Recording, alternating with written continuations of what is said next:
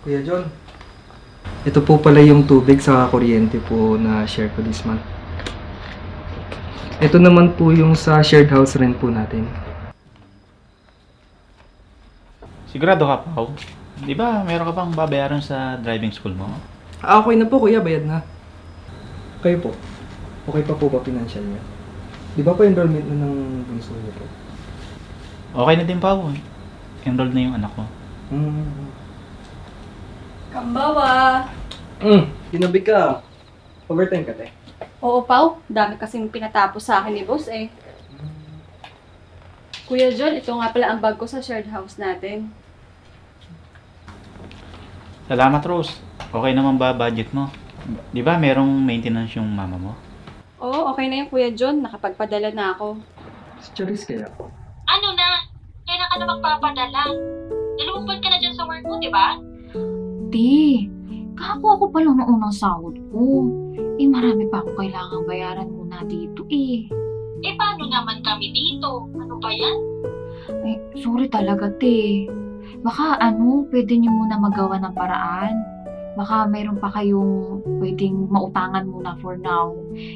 Di bali, next month, doblein ko na lang ipadala ko. Ewan ko sa'yo, bahala ka nga sa buhay mo.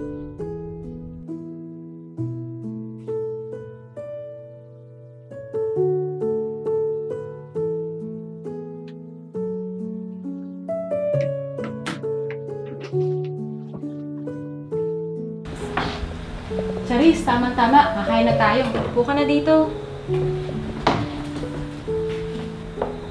Charis, kamusta na? Naka-adjust ka na ba sa buhay mo dito sa Japan?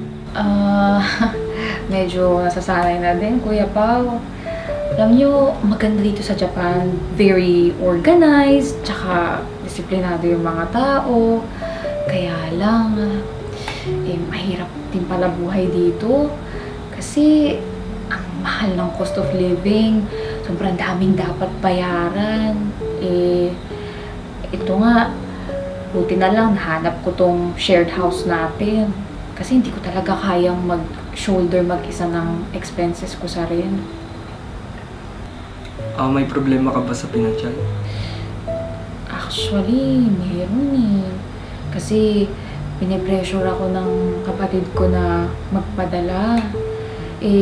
Alam nyo naman, dahil bago tayo dito, ako, ang dami kong kailangan paglaanan para makasettle.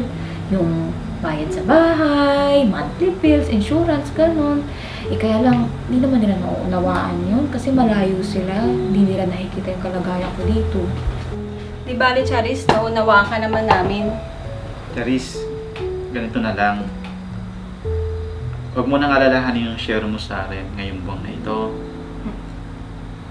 Yung pera, ipadala mo na sa kapatid mo sa Pinas. Ha? Ay! Naku, hindi po. Mag-share po ako. Naku, wag na, Charis. Sa'yo na yan. Para pag may emergency, may mahuhugot ka. Paano po kayo? For sure, meron din po kayong mga gastusin, di ba? Okay lang, Charis. Sa pagkakataong ito, ikaw na nangangailangan sa atin. Alam nyo, naniniwala ko ang dahilan kung bakit tayo nagkasama-sama. Kahit meron pa tayong mga mahal sa buhay, pero malayo sila sa atin. Hindi na tayo basta maabot. Kaya sa pagkakataong ito, ang mas makakatulong sa atin, yung malapit sa atin. At pag nasa kapangyarihan naman natin na makagawa ng mabuti, syempre dapat gawin natin to. Grabe. Alam niyo po, ang swerte ko na kayo naging housemates ko. Maraming salamat po talaga. Sa Diyos tayo lagi magpasalamat. O siya, tama na yan. Bago pa mag-iyakan, ikain na lang natin yan. Oo nga, gutom na ako